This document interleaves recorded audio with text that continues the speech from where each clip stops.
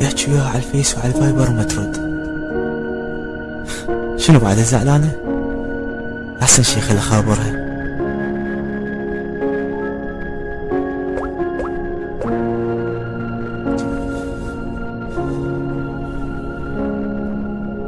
عذرا، رقم الهاتف المطلوب مغلق حاليا، يرجى إعادة المحاولة فيما بعد. كان قافلته، شكلها ما تريد تحكي وياي. يدخل على بروفايلها على الفيس ويشوف صور وكتابات إنا لله وإنا إليه راجعون. الله يرحمك، ما عدتك بشبابك.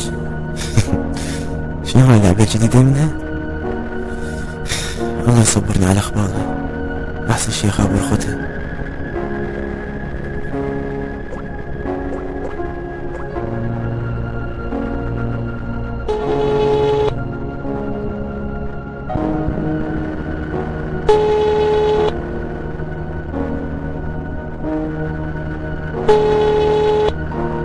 الو، وين هاي العبة؟ شو تطلع على روحك يا صالح؟ قول يا اخي تفتح تليفون حتى لو زعلان مني. لا، ما حتزعل بعد منك. شنو قصدك؟ ربك موك الشقة، وين صحيح؟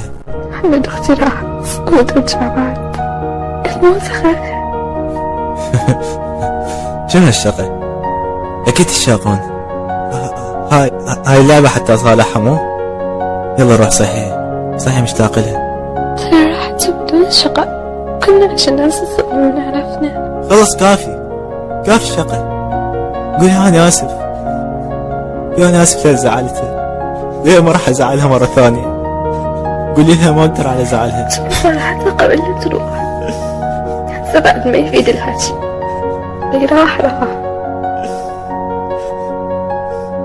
مر شريط ذكريات مقبالك ثواني، يتذكر كل لحظة إخبال منها، يتذكر شقاهم وضحكهم، يتذكر الأيام الحلوة والمرة اللي عاشوها سوية، واللي زاد الصدمة أكثر من حكت وياه آخر مرة قالت له لا تزعلني، أخاف أموت وأنا زعلانة منك. نصيحة مني، لا تزعل إنسان تحبه، هو اليوم يمك بس يجوز الباكر مو يمك.